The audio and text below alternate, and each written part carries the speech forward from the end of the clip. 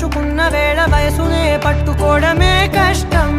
అర్థం కాని సరికొత్త చదువుని రాత్రి పగలు చదివేయడం, అద్దం ముందు ఇన్నాళ్ళు ఎరుగని అందం మెరుగుదిద్దడం. అంతా గజిబిజిగా ఉంటుందే, అంతా తికమకగా